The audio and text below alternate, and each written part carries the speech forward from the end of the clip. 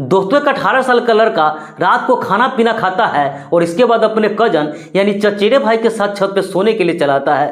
लेकिन जैसे सुबह होती है उस लड़का का चचेरे भाई का नींद खुलता है तो जोर जोर से चीखने लगता है, चिल्लाने लगता है। उसके चीखने चिल्लाने की आवाज़ सुनकर जो उस लड़का का चाचा चाची थे नीचे कमरे में सो रहे थे उन लोगों का भी नींद खुल जाता है और भागते दौड़ते सीधा उस छत पे पहुंचते हैं। उसके आसपास कुछ लोग होते हैं वो लोग भी दौड़ते हुए इस लड़का के घर पे आते हैं और सीधा जब वो छत पे पहुंचते हैं तो वहां का जो सीन देखते हैं इन लोगों का भी चीखे निकल जाता है। क्योंकि दोस्तों जो लड़का था अपने बिस्तर पे मरा पड़ा था, उसके शरीर पर कई जगह जख्म के निशान थे और ऐसा लग रहा था जैसे किसी ने बड़े ही बेरहमी से इस पे कुल्हाड़ी से हमला किया हो। इसके बाद दोस्तों इस घटना की जानकारी पुलिस वाले को दी जाती है।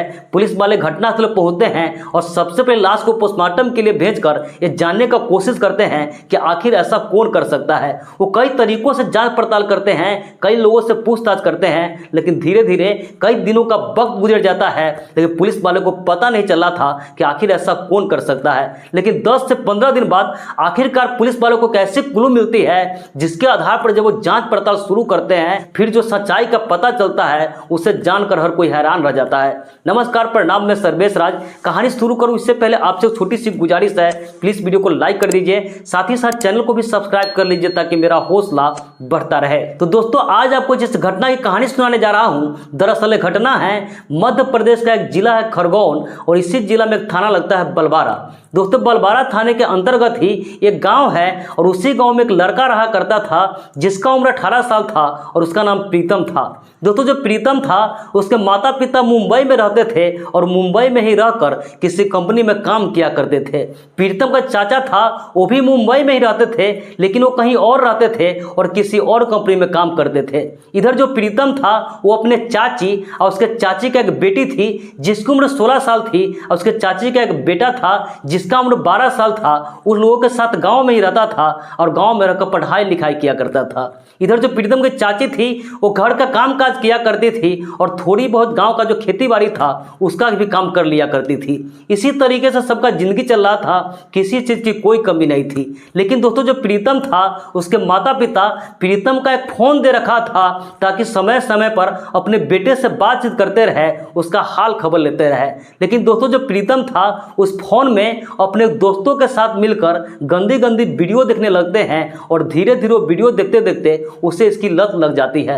अब जब वो घर पे भी होता था, जब घर पे कोई नहीं होता था तो अपने चाचा के बेटा बेटी से छुप छुपा कर उस वीडियो को देख लिया करते थे। इसी तरीके से समय बीत रहा था। लेकिन एक दिन क्या होता है कि जब घर पे कोई नहीं होता है, चाची किसी काम से खेत में गई थी और उसका जो भाई बहन थे वो पढ़ाई लिखाई करने के लिए स्कूल गया था। इधर जो प्रीतम घर पर अकेले था तो उस वीडियो को देखने लगता है और धीरे धीरे उस वीडियो में इतना खो जाता है कि उसे पता नहीं चलता है कि समय कितना हो गया। उसके चाचा की जो बेटी थी वो अचानक से स्कूल से घर आ जाती है और घर आने के बाद जब वो घर में घुसती है तो उससे वो अजीब सी आवाज़ सुनाई देने लगती है। वो आवाज़ को सुनते सुनते उस कमरे में पहुंच जाती है और जैसे वो लड़का अपने बहन को देखता है तो फोन को छिपाने लगता है। उसकी जो बहन होती है वो लड़का के पास जाती है और कहती भैया आप क्या देख रहे हो और एक कैसी आवाज़ है। दोस्तों जो लड़का था फोन को बंद करने का कोशिश कर रहा था लेकिन हड़बड़ी में उसका फोन बंद नहीं हो रहा था और ये आवाज़ अभी भी आ रही थी। अब किसी तरीके से वो लड़की झट से फोन छीन लेती है और छीन कर वो चीज़ें देखने लगती है। अब जब लड़की वो गंदी वीडियो देखती है तो उससे भी ये देखकर अच्छा लगता है। उसका भाई था अपने बहन के हाथ से फोन छीनने लगता है लेकिन लड़की उससे फोन नहीं दे रही थी। वो कई बार छीनने का कोशिश करता है। फिर ये लड़की कहती है कि अगर आप फोन छीन लेते हैं, मुझे नहीं देखने दोगे तो ये सारी चीज़ मैं मम्मी को बता दूंगी। अब जो लड़का होता है वो डर जाता है। वो प्रीतम सोचता है कहीं ऐसा ना हो कि सच में अपने माँ को बता दी और इसकी जो माँ है फिर वो मेरे माँ को बता देगी और इसके बाद मेरी माँ है हो सकता है मेरे से फोन छीन ले या मुझे डांट फटकार लगाए। और यही सोचकर जो प्रीतम था वो चुपचाप कुछ भी नहीं बोलता है। फिर उसकी बहन थी वो पूरे वीडियो को देखती है और इसके बाद दोस्तों दोनों भाई बहन थे अब छुप छुपा कर एक साथ उस वीडियो को देखने लगते हैं। इसी तरीके से समय बीत रहा था लेकिन इस बात को किसी को कानों कान खबर नहीं थी।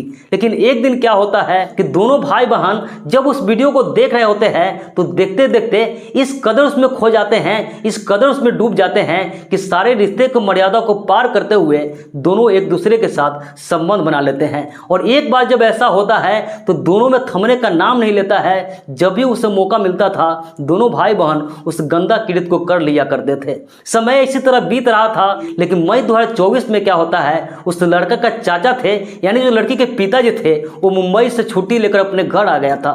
जब घर पे उसका चाचा आ गया था तो इन दोनों को मौका नहीं मिल रहा था। ये दोनों परेशान थे क्योंकि दोनों के सब करने की लत से लग गई थी। अब उसे समझ में नहीं आ रहा था कि कैसे क्या करे। लेकिन एक दिन दोस्तों क्या होता है कि जो लड़की की चाची थी वो अपने बेटा को लेकर के खेत में काम के लिए चला जाता है और जो लड़की के पिताजी थे यानी प्रीतम के चाचा थे वो किसी काम से मार्केट चला जाता है। अब दोनों भाई बहन को मौका मिल जाता है और फिर दोनों भाई बहन वही सारी चीजें करने लगता है। लेकिन अचानक से जो लड़का का चाचा होते हैं लड़की के पिताजी होते हैं वो घर पे चले आते हैं और दोनों का आपत्तिजनक हालत में ये सब करते हुए देख लेते हैं और वो काफी गुस्सा हो जाता है, उसका खून खोल उठता है और इसके बाद दोस्तों अपनी बेटी को और उसका जो भतीजा था दोनों को दो दो थप्पड़ लगाते हैं, उसे डांटते हैं कि तुम्हें शर्म नहीं आई ये सब करते हुए। उस लड़का को कहते हैं कि तुम्हारी बहन है, तुम बहन के साथ ऐसा कैसे कर सकते हो। वो काफी गुस्सा में थे तो एक दो थप्पड़ और लगाते हैं और गुस्सा में डांट रहे होते हैं तो उसके आसपास कुछ लोग होते हैं ये आवाज सुनकर इसे घर पे चले आते हैं। जब इसके घर पे आते हैं तो लड़की के पिता इससे पूछते हैं क्या हुआ, अब बच्चों को क्यों डांट रहे हैं। तो लड़की के पिताजी होते हैं वो कहते हैं कुछ नहीं कि दोनों पढ़ाई लिखाई नहीं करता है, दिन भर मोबाइल में लगा रहता है। उसका जो पड़ोसी होता है वो कहता है आजकल का बच्चा ऐसा ही होते हैं, वो पढ़ता लिखता कम है और ज्यादातर मोबाइल देखता है। एक कहकर उसका जो पड़ोसी होता है उस घर से बाहर चले जाते हैं। लेकिन प्रीतम के चाचा था धीरे धीरे गुस्सा कंट्रोल करते हैं और इसके बाद दोस्तों जो प्रीतम की चाची थी, चाची का बेटा था, वो लोग भी घर पे आ जाता है। लेकिन प्रीतम को चाचा किसी को कुछ नहीं बताते हैं। इस तरीके से दोस्तों लगभग 2 से 3 दिन का वक्त गुजरता है और फिर 28 मई को रात जो प्रीतम था रात को खाना पीना खाते हैं और खाना पीना खाने के बाद उसके चाचा का बेटा था उसके साथ छत पे सोने के लिए चला आता है। दोनों छत पे ही सोता था लेकिन एक साथ नहीं सोता था, दोनों का बिस्तर अलग अलग था। प्रीतम का जो चचेरा भाई था वो भी सो जाता है, प्रीतम भी सो जाता है। लेकिन अगले दिन जब सुबह होती है प्रीतम के चाचा का बेटा होता है, जब उसकी नींद खुलती है तो जोर जोर से चीखने लगता है, चिल्लाने लगता है। उसके चीखने चिल्लाने की आवाज सुनकर जो प्रीतम का चाचा चाची थे नीचे कमरे में सो रहे थे दौड़ते हुए छत पे आते हैं। उसके आसपास का कुछ लोग था वो लोग भी इसके घर पे आते हैं और सभी लोग छत पे जाते हैं तो वहां का जो सीन देखते हैं इन लोगों का भी चीखें निकल जाती है। दोस्तों जो प्रीतम था अपने बिस्तर पर मरा पड़ा था, उसके शरीर पर कई जगह जख्म के निशान थे और ऐसा लग रहा था जैसे किसी ने बड़े ही बेरहमी से कुल्हाड़ी से हमला किया हो। अब इसके बाद दोस्तों उसके चाचा चाची थे, उसका जो कजन था या उसके चचेरे भाई बहन थे, सभी लोग जोर जोर से रोने लगते हैं और इसी में से इस बात की जानकारी किसी ने पुलिस को देती है।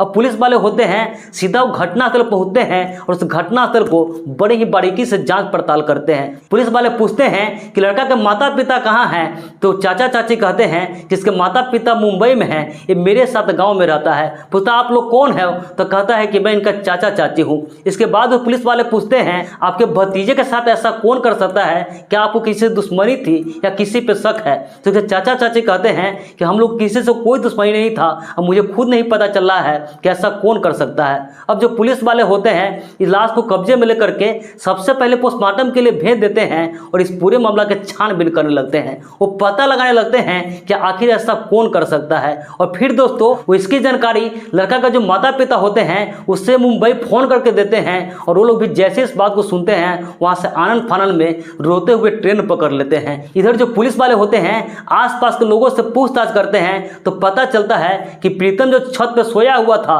तो उसी छत पर उसके चाचा का बेटा भी सोया था। इसके बाद वो चाचा का बेटा था उससे पुलिस पूछताछ करती है कि तुम्हारे साथ ही ये सो रहा था, कहीं ऐसा तो नहीं है कि तुमने इसका कत्ल किया है। फिर उसके चाचा का जो बेटा होते हैं वो कहता है नहीं साहब, जब मेरी सुबह में नींद खुली मैंने जब इससे मरा पड़ा देखा तो मैं ही सबको बताया और सबसे पहले लाश को मैं ही देखा था।